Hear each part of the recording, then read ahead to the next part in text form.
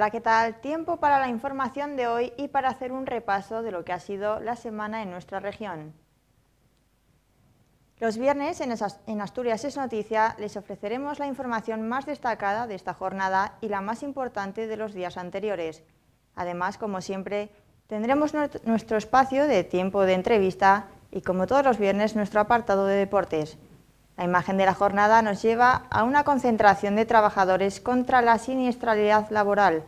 En lo que va de año ya son 13 los trabajadores fallecidos en su puesto de trabajo y los sindicatos reclaman más celeridad judicial a la hora de resolver los casos.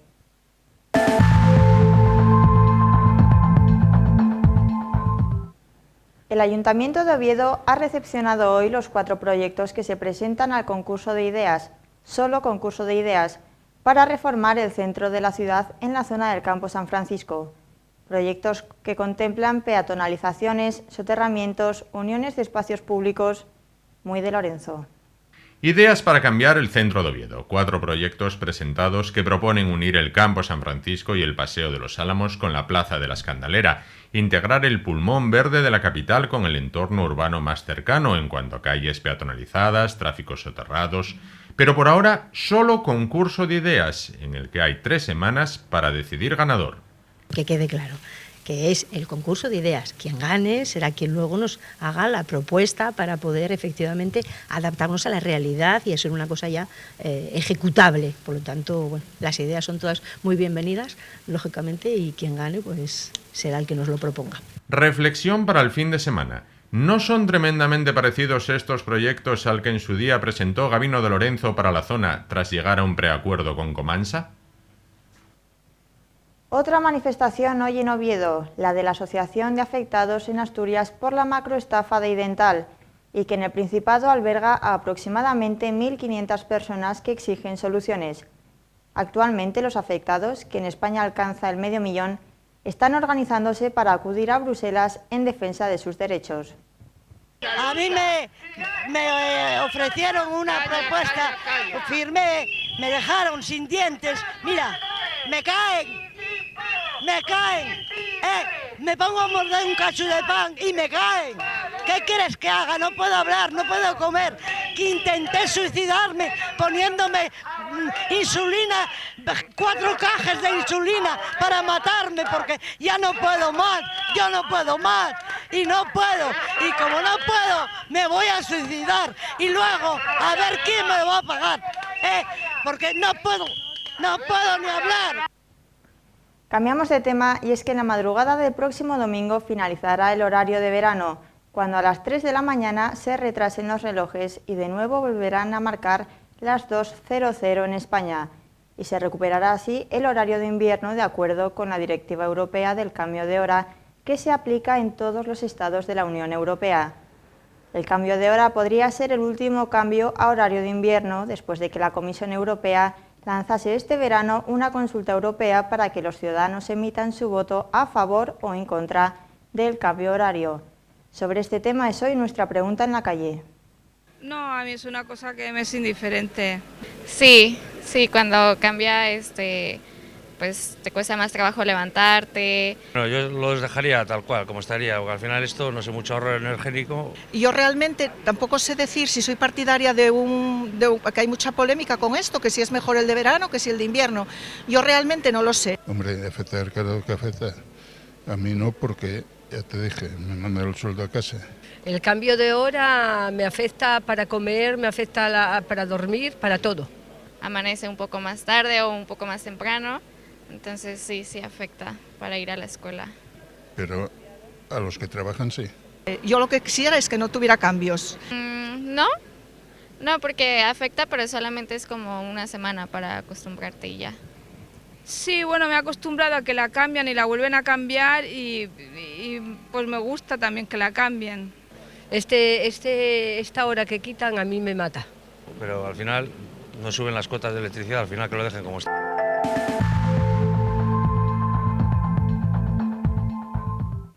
En la jornada del lunes destacábamos que la autopista Y continúa sin planes de mejora, a pesar del número de accidentes, algunos de ellos mortales, que se han producido en la principal arteria de comunicación asturiana. más dotaciones de Guardia Civil, reparaciones en el firme, sobre todo para motoristas, o retomar el proyecto de alumbrado íntegro de la vía no entran por el momento en los planes de la Administración. 54.000 vehículos circulan diariamente por la autopista Y, de media, unos días más, otros días menos. En las últimas fechas, un rosario de accidentes de mayor o menor gravedad se producen, causando retenciones, en algunos casos kilométricas. Por ahora, la alarma no parece haber llegado a los responsables de tráfico en Asturias. Medidas como la reparación de firmes y pintura, como reclaman los motoristas principalmente, más dotaciones de la Benemérita en el recorrido, o resucitar el viejo proyecto de iluminar todo el tramo, no entra en las previsiones, más allá del tercer carril a ejecutar entre Lugones y Matalablima. A ver, podemos intentar mezclar, no tiene nada que ver. En todo caso, en el tema de si se va a mejorar o no la vía, aquí no está el titular de la vía, que es el único que puede hablar de eso. Nosotros, al final, la Consejería de Educación tiene su función, nosotros tenemos la nuestra desde el punto de vista de la seguridad y de lo que sucede encima, pero sí, si hay un plan de mejora de la vía, tendréis que hablarlo con la Consejería de Educación, que es la titular de la vía, carreteras del Estado, porque está hablando de la 66, ¿verdad que sí? Carreteras del Estado, la demarcación de carreteras, que es la competente en la materia. ¿Vale? La Y es la mayor arteria de comunicación rodada en Asturias, paradójicamente la S2, más nueva y que también comunica Oviedo y Gijón, registra a diario la mitad de tráfico que la I, 27.000 vehículos diarios. El martes resaltábamos que el AVE, tren de alta velocidad para Asturias, continúa siendo, 14 años después, un tema recurrente en el debate político asturiano, en el que rara es la semana en la que no hay posiciones enfrentadas entre los distintos grupos, tanto a nivel regional como nacional. Han pasado 14 años desde que en 2004 arrancaba un proyecto que los más optimistas ven finalizado para 2020. Fue un 12 de febrero del año 2004 cuando en el Diario de León se pudo leer la siguiente noticia. El inicio de la variante de Pajares hará llegar el AVE a Asturias en 5 años. Ya en el interior de la información se leía lo siguiente. El tren de alta velocidad será una realidad en el umbral del 2010 entre Asturias y León, después de que ayer el ministro de Fomento, Francisco Álvarez Cascos, colocara la primera dovela en el municipio de La Pola de Gordón. Posteriormente se trasladó hasta la localidad asturiana de Pola de Lena, donde en compañía de otro ministro, Rodrigo Rato, repitió el mismo acto. La construcción de la variante de Pajares en la línea de alta velocidad permitirá, una vez finalizada, que un leonés llegue en tren hasta la capital del Principado en tan solo media hora. ¿Cuál es la realidad a día de hoy? La realidad es que anuncio tras anuncio, retraso tras retraso, gobierno tras gobierno de distinto signo y condición, tanto en Madrid como en Asturias, han pasado la friolera de 14 años y el tren de alta velocidad ni está ni se le espera, al menos hasta nueva fecha, a barajar, año 2020. En el que presuntamente finalizarán las obras, lo cual no obliga, nos explican los que saben, a que en esa fecha los trenes ya circulen. Además de guerra de fechas y plazos, lo del AVE es una guerra total. El ancho de vía, el tipo de transporte, pasajeros, mercancías, mixto, las paradas, Pola de Lena, Oviedo, Gijón, las estaciones. El penúltimo capítulo lo vivimos hoy. Adif señala que el planteamiento vigente para el montaje de vía en los túneles de la variante de Pajares contempla un tubo de ancho mixto, ancho internacional ibérico, y otro tubo de ancho internacional. De este modo se posibilita la circulación de trenes, tanto convencionales, viajeros y mercancías, a través del tubo en ancho mixto, como de alta velocidad, a través de ambos tubos. Por su parte, desde Foro Asturias, el diputado Blanca asegura que no hay un solo argumento técnico que sirva de coartada para aplicar contra Asturias requisitos ferroviarios diferentes a los que caracterizan el resto de las líneas españolas de alta velocidad, como son la Y vasca o el corredor del Mediterráneo. El caso es que a día de hoy, casi 14 años después y subiendo, quien quiera coger el AVE que vaya hasta León, previo pago del peaje del Huerna, y desde allí que disfrute de la alta velocidad, que ya disfrutan los leoneses. Por otra parte, el miércoles les informábamos de que el presidente de la Unión de Consumidores, Dacio Alonso, ha exigido que ante la alarma social es necesario el inmediato cese del presidente de la Sala Tercera del Tribunal Supremo, Luis Díez Picazo, por el daño irreparable que ha hecho y está haciendo con su presencia a la independencia del Poder Judicial.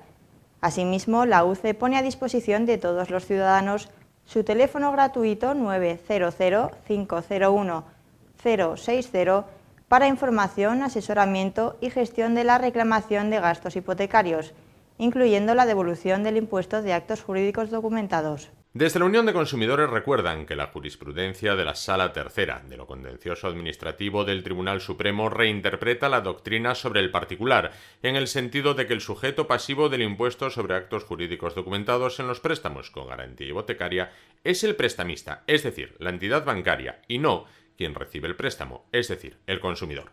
Así, la doctrina expresada por la Sala Tercera es contraria al criterio mantenido por la Sala Primera del Tribunal Supremo, de la que penden miles de reclamaciones judiciales de nulidad de cláusulas bancarias abusivas y el reintegro de un impuesto indebidamente abonado, lo que requerirá una nueva respuesta por parte de esta Sala en materia que afecta a un gran número de situaciones, con una importante trascendencia social.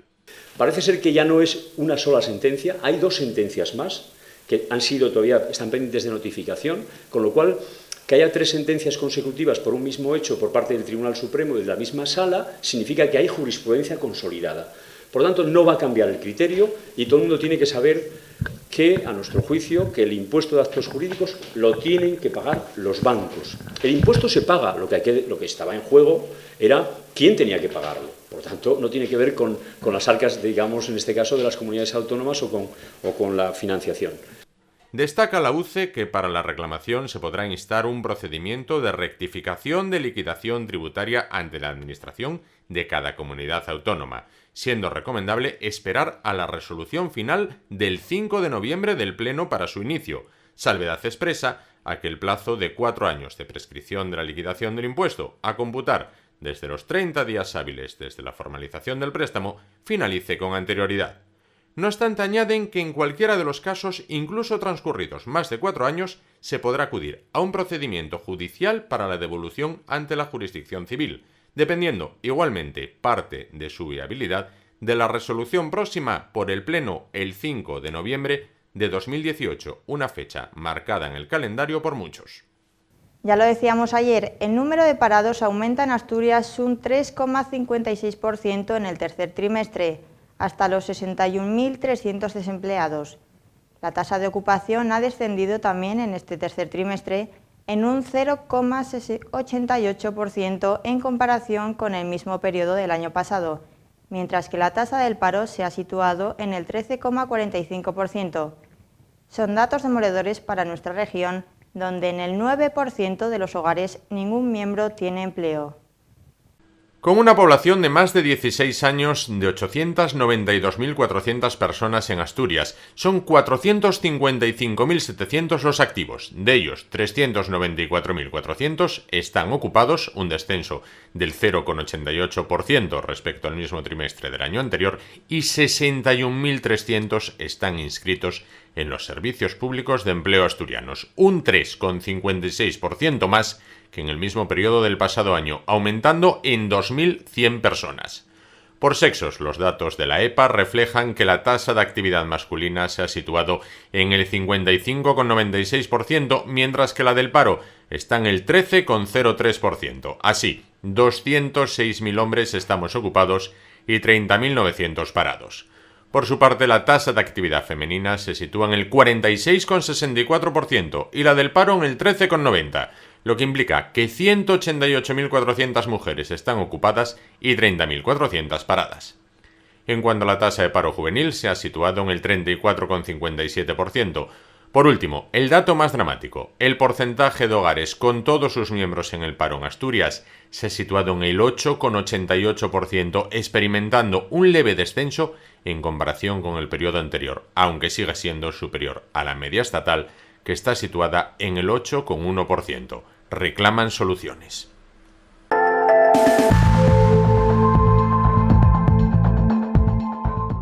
Mañana, sábado 27 de octubre, abre sus puertas el nuevo Museo de la Guerra Civil en Grado. Para hablar de él se encuentra esta noche con nosotros Artemio Mortera, su conservador. ¿Qué tal? Buenas noches. Hola, buenas noches. ¿Qué nos podemos encontrar en el nuevo museo? El nuevo museo, que en realidad no es tal museo, es una sección o una colección dependiente del Museo Etnográfico. Nos vamos a encontrar con una serie de objetos de la Guerra Civil en Asturias, que es a lo que está dedicado, en su mayoría encontrados sobre el terreno. Yo soy, por otra parte, presidente de la asociación Arama, que se fundó para el estudio y la conservación de las fortificaciones de la Guerra Civil, y en nuestros paseos por el monte nos hemos encontrado con objetos que todavía hay tirados por ahí y los hemos recogido. Aparte de eso, hay después ya mucha otra gente que también por curiosidad ha recogido cosas y ahora pues las ceden, porque ya hartos de tenerlas un poco por casa, pues nos las ceden y son, como digo, pues cosas tiradas, cosas que estaban guardadas, pues no sé, en una cuadra, en un granero, y eso es con lo que se ha ido montando el museo, que como digo está dedicado a la Guerra Civil en Asturias en general.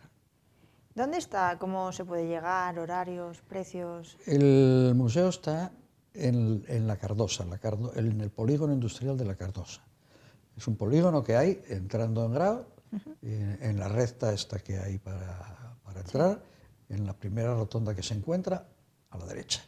Hay un anuncio, lo que pasa es que se anuncia como museo etnográfico. Y en cuanto a horarios, en realidad el museo está cerrado. Lo que ocurre, o sea, no hay personal para atenderlo.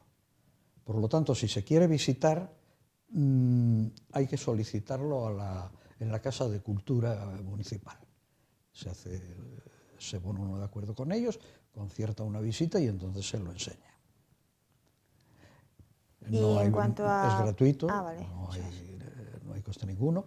Lo normal es ver las dos partes, o sea, hay quien va a ver lo de la Guerra Civil porque le interesa, pero después dice, hombre, tenemos aquí la colección etnográfica que también es muy interesante, y pasa a verla, o al revés, hay quien va a ver la parte de etnografía y después continúa viendo la Guerra Civil. ¿Se eligió Grado por un motivo en especial o por su importancia durante la Guerra Civil? Hombre, Grado desde luego tuvo su importancia durante la Guerra Civil porque las condiciones militares aquí en Oviedo, aunque se consiguió abrir un pasillo para que se comunicara con la retaguardia, el año que quedaba todavía de guerra estuvo, pues salvo ese pasillo, prácticamente cercado. Entonces las condiciones militares aquí eran muy precarias, era una guarnición que tenía que estar combatiendo. Por lo tanto, todos los servicios no era conveniente que estuvieran en ella y se establecieron en Grao. Allí había los depósitos de los regimientos, los depósitos de municionamiento, veterinaria, enfermería e incluso el Estado Mayor del Ejército, que primero se estableció justamente en Grao, o sea, dentro de la población, y después pasaron a Malleza. O sea, Grao tenía una indudable importancia militar, pero la razón de establecer el museo ahí fue casi casual. A mí me pidió el Ayuntamiento de Grado, a mí como presidente de la asociación, me dijo que por qué no organizábamos una ruta por las fortificaciones del concejo. Y así lo hicimos. Además es una ruta que se hizo muy fácil porque hay una carretera que va prácticamente recorriéndolas todas, la que pasa por San Pelayo Sierra y entonces empezó a preparar esa ruta. Se limpiaron los sitios, se pusieron indicadores, se pusieron carteles explicativos y nos encontramos con que la ruta era como era el frente en la guerra, es decir, circular en torno a Grado. Grado quedaba un poco apartado de ella. Se entraba por Santa María de Grao, y se salía por La Mata. Con lo cual, Grado quedaba, o al revés, pero vamos, Grado siempre quedaba aislado. Entonces, comentamos, esto estaría bien poner algo relacionado con la ruta en el propio Grado, para que la gente acudiese también a la capital del concejo. Y en ese momento me comentaron, dicen, pues en el Museo Etnográfico estaban todavía trabajando en ellas, estamos ampliándolo en 3 salas nuevas que realmente no sabemos qué poner allí. Y entonces yo dije, hombre, pues eso es ideal, enseguida las llenamos. Además se daba la circunstancia de que la asociación se había hecho cargo de una partida de materiales del cerco del cuartel de Simancas en Gijón, que habían estado desde entonces en el Colegio de la Inmaculada y que la dirección del colegio quería deshacerse de ellos, no consideraba oportuno que siguieran allí, y entonces nos habíamos hecho cargo de ellos y los teníamos en depósito en unas cajas de cartón. La verdad es que no los recogimos simplemente porque no se perdieran. Y dije, bueno, este ya es el inicio de la colección, con esto ya tenemos algo que exponer inmediato, y después ya vamos añadiendo otras cosas. Y así fue como se hizo el museo. ¿Son todo piezas originales, deduzco? ¿O hay bueno, hay réplicas algunas también? réplicas. Hay algunas réplicas porque se han montado, por ejemplo, un hospital de campaña o un puesto de mando, están un poco en plan diorama casi, y ahí sí se han utilizado algunos elementos que no son originales. Lo que sí son reproducciones fieles. Incluso tenemos una cocina de campaña que, además de ser una reproducción fiel, es operativa. De hecho, se usa todos los años en una recreación y es en la que se prepara el rancho de la tropa. ¿Cuántos años de trabajo ha llevado esto? Pues no sabría decirte muy bien las fechas, pero yo diría que como 3 años llevamos trabajando en el tema. La ruta por las fortificaciones es a 1 año antes, esa sería como 4, cuando terminamos con ella fue cuando se empezó con esto del museo, y como 3 años en números redondos. ¿Cómo hacer un museo sobre la guerra civil apolítico? No tratando el tema político. El museo está enfocado exclusivamente desde el punto de vista militar. Se cogen los hechos militares con los que se relacionan las piezas que vas reuniendo y hablas de lo que ocurrió. Y si se habla de una bomba o de un arma, pues se dice esto ocurrió aquí y ocurrió así y hubo esto y hubo lo otro, hechos. Y no se tocan otros temas. ¿Cómo conseguís recoger fondos para el museo? Pues ya te digo, en principio fue poniendo cada uno lo que tenía, me refiero a gente de la asociación, pero una vez que se difundió un poco el tema, pues ha habido socios, gente que no tenía nada que ver con la asociación, que vienen cediéndonos piezas. Todavía ayer me entregaron un proyectil de artillería que han quedado en decirme el día exacto y el lugar exacto donde cayó ese proyectil. Madre mía. Es decir, es un trozo de chatarra. Sí. Mirándolo objetivamente es un trozo de chatarra, pero está ligado con un hecho absolutamente histórico. Pues solo queda que anime a la gente a visitar el museo. Por supuesto.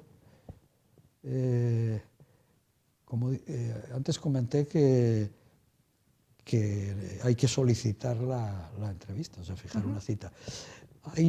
Hay un periodo en el que tiene una apertura regular, que es entre mayo y septiembre, se abre los miércoles por la tarde. Ya lleva varios años abriéndose los miércoles por la tarde entre mayo y septiembre, por verano. Pues muchísimas gracias, Artemio Mortera. Buenas noches. Nada, gracias a vosotros por darme esta oportunidad de difundir este resultado de nuestros trabajos, este modesto resultado de nuestros trabajos. Encantados.